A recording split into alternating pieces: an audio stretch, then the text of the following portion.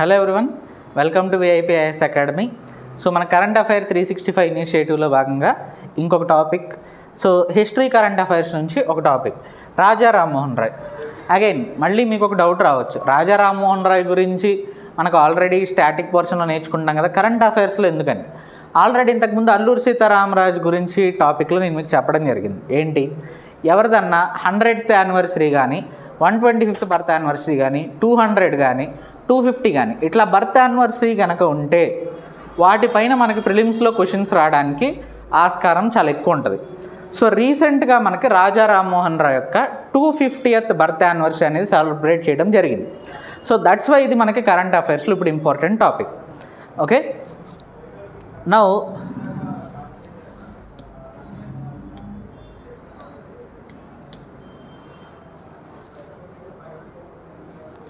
మనం already current అఫైర్స్కి ఒక course launch చేయడం జరిగింది. సో మీలో చాలామందికి ఐడియా ఉండొచ్చు. ఒకవేళ if you don't know, we have launched a course year prelims, UPSC prelims కోసం సపరేట్గా కోర్స్ లాంచ్ చేయడం జరిగింది. So these are the details. And if anybody is interested, ఇక్కడ ఉన్న కాంటాక్ట్ నెంబర్స్కి కాల్ చేయొచ్చు, లేదా డిస్క్రిప్షన్లో ఉన్న కాంటాక్ట్ నెంబర్కైనా కాల్ చేయొచ్చు. అట్లాగే మనకి హిస్టరీ, మోడర్న్ ఇండియన్ హిస్టరీ కూడా మనకు ఆల్రెడీ ఒక కోర్స్ రన్ అవుతుంది, నాదే. So if anybody is interested, you can join that course also. Okay, మన మోడర్న్ ఇండియన్ హిస్టరీ కూడా ఆల్రెడీ ఒక కోర్స్ రన్ అవుతుంది, it is currently running. So if anybody is interested, you can join that course also. Now let us move on to Raja Rammohan Roy. So again, why in the news? So recently India celebrated the 250th birth anniversary of Raja Rammohan Roy. Now ఈయన గురించి మొత్తం పూర్తిగా details, okay, personal life నుంచి, professional life నుంచి, education దగ్గర నుంచి, contribution to the Indian society అన్నీ చూద్దాం. Religious contribution, society contribution, political contribution, each and every aspect we're going to look in this video. And నా గెస్ కరెక్ట్ అయితే ఈ year రాజా రామ్మోహన్ రాయ్ పైన ఒక క్వశ్చన్ మనకు ప్రిలిమ్స్లో రావడానికి ఛాన్సెస్ చాలా ఎక్కువగా ఉన్నాయి. Now personal life. So first birth చూసుకుంటే, he was born on May 22, 1772. So last ఇయర్కి 250th బర్త్ యానివర్సరీ జరుపుకోవడం జరిగింది. అండ్ టు రమాకాంత్ రాయ్, అలాగే Tarinidevi in Radhanagar village of Hooghly district in the Bengal presidency. Okay, అక్కడ Hooghly district in the Bengal ప్రెసిడెన్సీలో ఈయన జన్మించడం జరిగింది. దాని తర్వాత education. Along with modern education, he also studied Vedas, Upanishads, Kalpasutras, అలాగే అదర్ జైన్ టెక్స్ట్. మామూలుగా he's educated in western education. Western ఎడ్యుకేషన్లో ఈయనకి చాలా ప్రావీణ్యత ఉంది. అలాగే దాంతోపాటు వేదాలు, ఉపనిషత్తులు, మన హిందూయిజంకి సంబంధించినవి, అట్లాగే అదర్ రిలీజియన్స్, ఇప్పుడు జైనిజంకి సంబంధించిన కల్పసూత్రాస్, అట్లాగే ఇంకా రకరకాల జైన్ టెక్స్ట్, అట్లాగే tantric works which aid the Harishananda Tirthaswami and religious text of Islam and Christianity. అంటే ఇస్లాంకి, క్రిస్టియానిటీకి సంబంధించిన టెక్స్ట్ కూడా ఆయన చదవడం జరిగింది.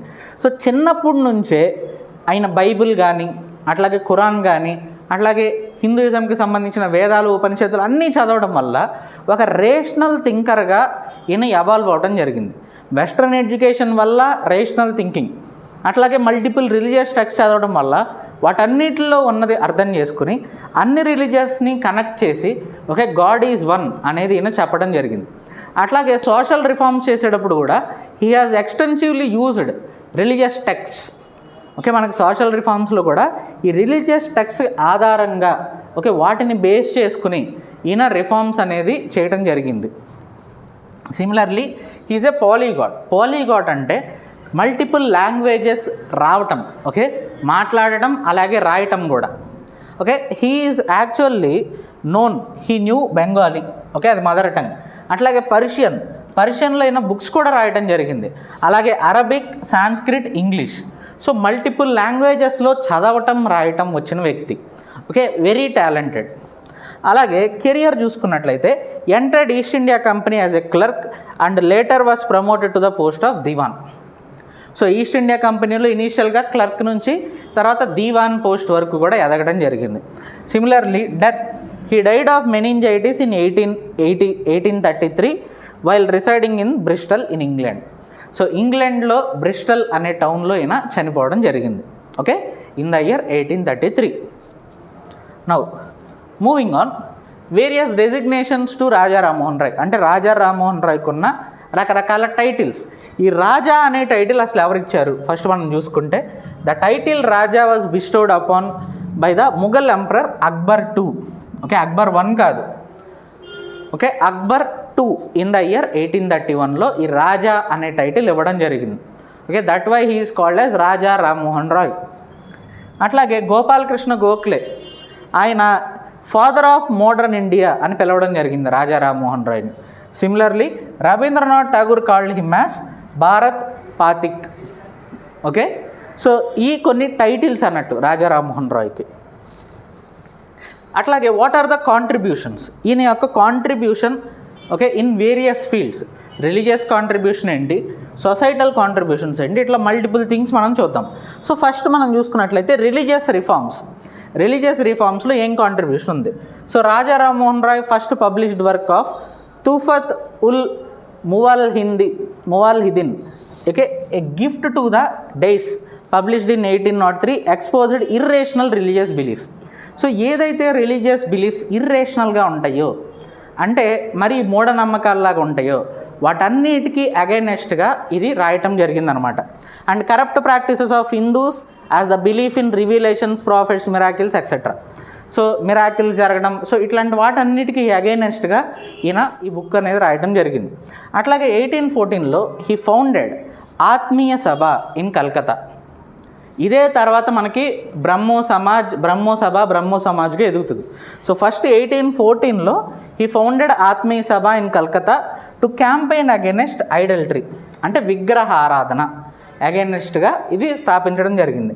అట్లాగే క్యాస్ట్ రిజిడిటీస్, అంటే ఆ టైంలో మనకి వర్ణ సిస్టమ్, క్యాస్ట్ రిజిడిటీకి అగైనెస్ట్గా. Similarly meaningless rituals and other social ills. Okay, వీటికి అగైనెస్ట్గా ఈయన ఆత్మీయ సభ అనేదాన్ని ఒకటి పెట్టి పాటుపడటం జరిగింది. Similarly he criticized the ritualism of Christianity. హిందూయిజంలోనే కాదు, వేరే రిలీజియన్స్, క్రిస్టియానిటీలో ఉన్న రిచువల్స్ని కూడా ఈయన కొంత క్రిటిసైజ్ చేయడం జరిగింది.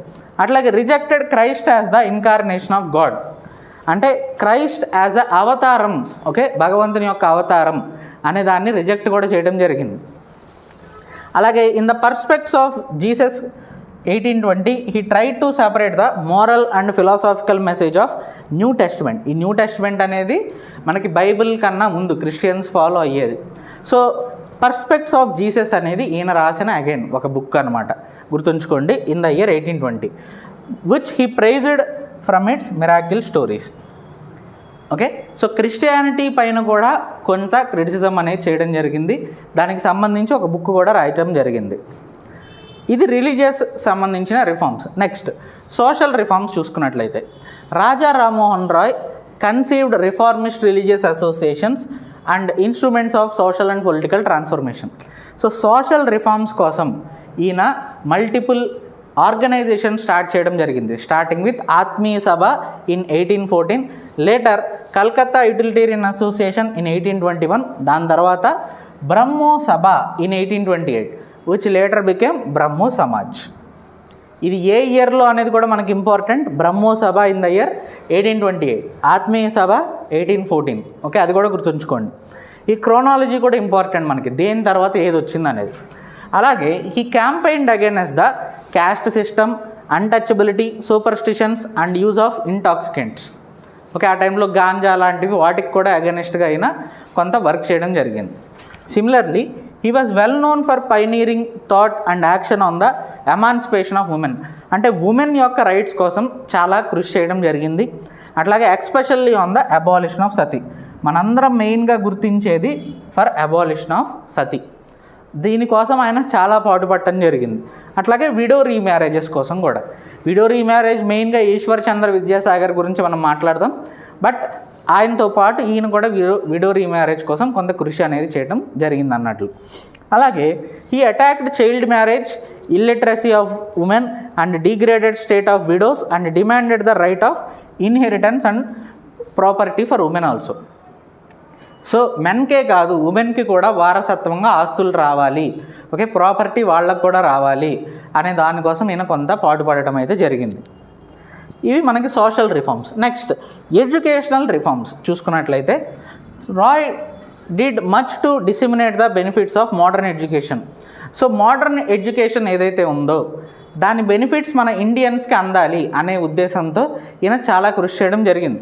And he supported David Hare's efforts to found Hindu College in 1817. ఇది మనకి 2009లో ప్రీవియస్ ఇయర్ క్వశ్చన్ కూడా. Okay, along with David Hare ఎవరు హిందూ కాలేజ్ ఇన్ 1817 స్థాపించడానికి ఇండియన్ ఎవరు పాటుపడ్డారు అనేది మనకి previous year prelims question.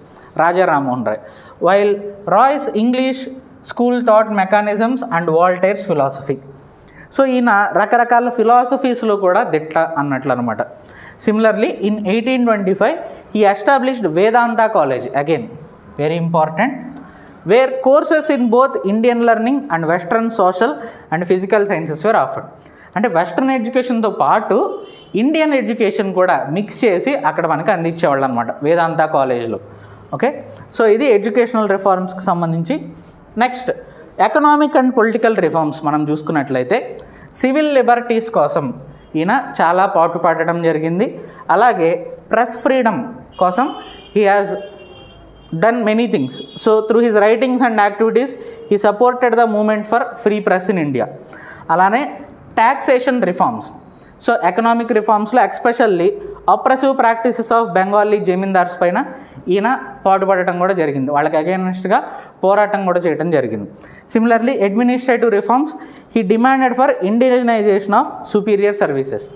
So civil services లాంటివి ఏదైతే ఉన్నాయో వాటిల్లో ఇండియన్స్ ఎక్కువ ఉండాలి అనేది కూడా ఈయన చెప్పడం జరిగింది. సో దిస్ ఈజ్ అబౌట్ రాజా రామ్మోహన్ రాయ్. ఈయనకు సంబంధించిన religious reforms, administrative reforms, social reforms అన్నీ మనం డీటెయిల్డ్గా కవర్ చేయడం జరిగింది. Thank you.